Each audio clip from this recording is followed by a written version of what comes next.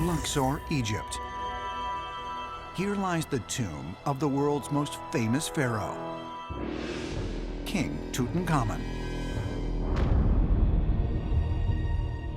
When it was discovered in 1922, completely intact and preserved after more than 3,000 years, it was considered one of the most significant archaeological discoveries of all time. But as spectacular a find as it was, almost a century later, new evidence has come to light that there may be much more to King Tut's final resting place than meets the eye. While examining high-resolution scans of the tomb, on September 28, 2015, British Egyptologist Nicholas Reeves found something remarkable: the possibility of two hidden passages connected directly to King Tut's burial chamber.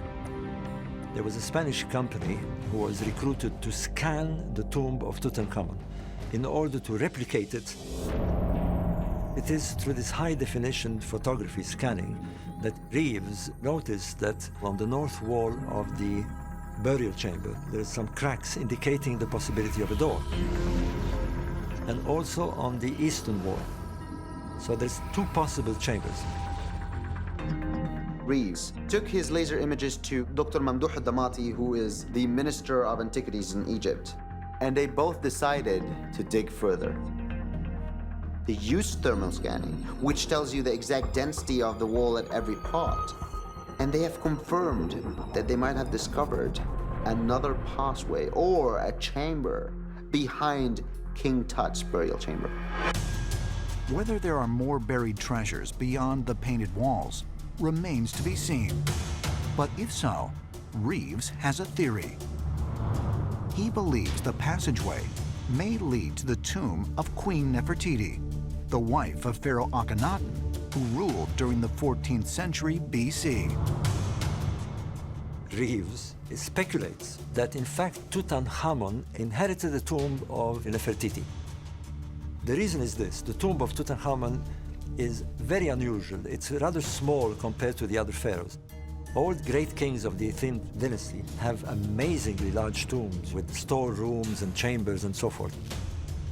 Tutankhamun's tomb, if it is his tomb, is very modest. But why would Nefertiti's tomb be hidden beyond King Tut's? Ancient astronaut theorists believe there may be a profound reason: that Queen Nefertiti was not of this world. Nefertiti's parents are unknown. On pictures, she's shown with one of these elongated heads. Now we know the gods, the old Egyptian gods, they had longer heads than we have. And according to the pyramid texts, sometimes they left the earth and then they returned again. So Nefertiti's parents were maybe extraterrestrials. King Akhenaten and his wife looked completely different than all the other ancient Egyptian kings. King Akhenaten always was depicted with an elongated skull, a bigger size hip, a belly that drools over his belt. He believed that he wasn't a man, and he wasn't a woman, and he wasn't a king, he was just something else. The most unusual feature is elongated skulls. There's been a lot of discussions about what these skulls meant, whether they were literally elongated skulls or whether they were just decoration features. It's certainly very intriguing. It doesn't appear before or afterwards. So there's something rather odd about this, I have to admit. The reign of Akhenaten and Nefertiti introduced a new and controversial monotheistic faith to Egypt, worshipping the disc-shaped sun god, Aten. The Aten was described as this flying sun disk. Egyptologists are merely saying that this was nothing else but the sun.